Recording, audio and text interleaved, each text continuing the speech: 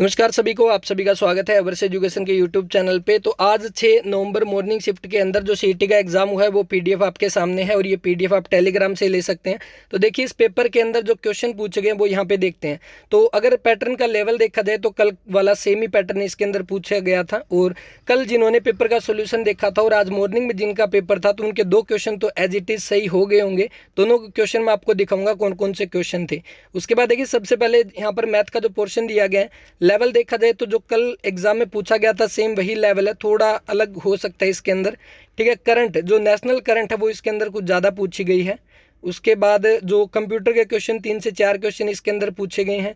हिंदी भी देखा जाए तो लगभग वही आपके अलंकार से जुड़ा हुआ क्वेश्चन और कुछ इसमें अलग से क्वेश्चन भी इसको देखने के लिए मिलेंगे।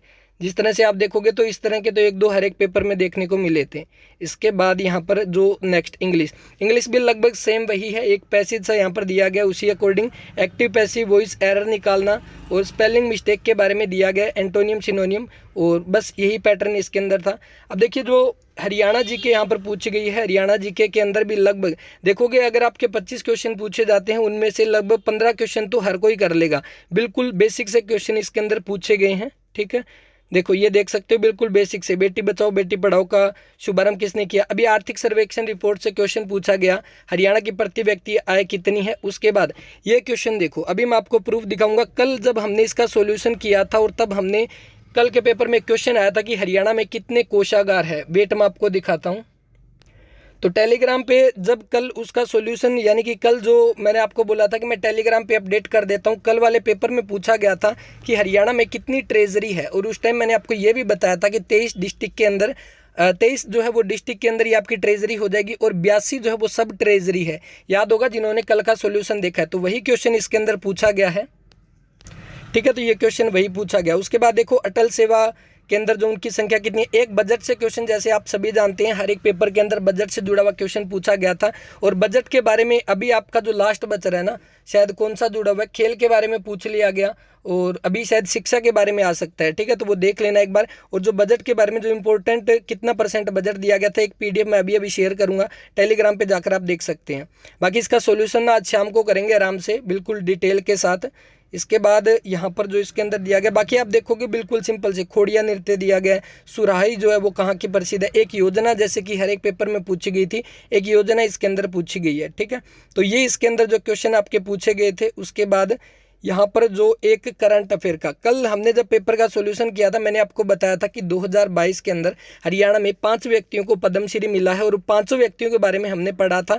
कल वाले पेपर में मोतीलाल मदान के बारे में क्वेश्चन पूछा गया था जो किससे, साइंस और इंजीनियरिंग के अंदर दिया गया था, रघुवेंद्र तंवर। याद रखना नेक्स्ट पेपर में आ सकता है रघुवेंद्र तंवर, जिनको किस में दिया गया, साहित्य के अंदर इनको जो पद्मश्री जो है वो दिया गया। ओम प्रकाश गांधी इनको सोशल वर्क के लिए दिया गया। नीरज चोपड़ा जो खेल से संबंधित है। अभी तक 3 पेपर हो चुके हैं, तीनों पेपर के अंदर पद्मश्री का क्वेश्चन हर एक में पूछा गया है। ठीक है, आगे नेक्स्ट इसमें बाकी रीजनिंग कुछ बेसिक से क्वेश्चन थे, कुछ थोड़े से इसके अंदर जो कह सकते हैं पजल करने वाले क्वेश्चन इसके अंदर थे। बाकी ओवरऑल देखा जाए तो लगभग वही पैटर्न इसके अंदर था। और अब जिनका नेक्स्ट शिफ्ट का एग्जाम है वो देखो, उन सभी को पहली बात तो ऑल द बेस्ट। और उनके लिए मैं ये कह सकता हूँ कि अगर उनको पढ़ के जाना है तो क्या पढ़ के जाओगे, खासकर 2-3 स्क्रीनशॉट मैं शेयर कर रहा हूँ टेलीग्राम पे। एक तो खासकर जो हरियाणा का बजट है, किस फील्ड के अंदर कितना % बजट जो वो दिया गया था इस बार। दूसरा एक आपका पद्मश्री अवार्ड पढ़ लेना, 5% को दिए गए थे, 5% हमने पढ़े थे और 5% ये हो गए। और एक आपका बजट से जुड़ा हुआ हो गया। और तीसरा आर्थिक सर्वेक्षण रिपोर्ट तो अभी पढ़ी जानी नहीं है, काफ़ी लंबी हो जाएगी इसमें। ठीक है, तो बाकी पहली बात तो ये टेंशन मत लेना, आराम से करना। क्वेश्चन की स्टेटमेंट बिल्कुल ध्यान से पढ़ लेना। वहाँ पर अगर ध्यान से पढ़ोगे तो आप 1-2 नंबर वैसे ही आगे चले जाओगे, क्योंकि सबसे ज़्यादा मिस्टेक होती है क्वेश्चन स्टेटमेंट नहीं पढ़नी। आराम से स्टेटमेंट पढ़ो, उसको दोबारा से पढ़ो स्टेटमेंट को, उसके बाद आप देखो कि आंसर जो है वो क्या है। ठीक है, क्योंकि यहाँ पर सबसे ज़्यादा मिस्टेक होती है। आप किसी भी बच्चों से पूछ सकते हो जो पहले एग्जाम देकर आए हैं, उनसे यहाँ पर सबसे ज़्यादा मिस्टेक होती है। तो बस यही था ओवरव्यू इस पेपर का और सभी को ऑल द बेस्ट, अच्छा सा पेपर करके आना। बाकी कल इन सभी का, यानी कि देखो हर एक शिफ्ट के अंदर एक से ज़्यादा पेपर आए हुए हैं और अपने पास काफ़ी सारे पेपर इकट्ठे हो गए। उन सभी पेपर का हम सॉल्यूशन भी करेंगे डिटेल से। तो बस यही पेपर था। टेलीग्राम पे जाकर पीडीएफ ले सकते हैं और इसका ओवरव्यू ले सकते हैं, पेपर के अंदर क्या क्या पूछा गया था और कैसे जो है पेपर का पैटर्न था। ठीक है, तो बस यही अपडेट थी, टेंशन मत लेना, आराम से पेपर करके आना, बिल्कुल अच्छा होगा। सभी को ऑल द बेस्ट। मिलते हैं शाम को पेपर सॉल्यूशन के साथ, तब तक के लिए धन्यवाद।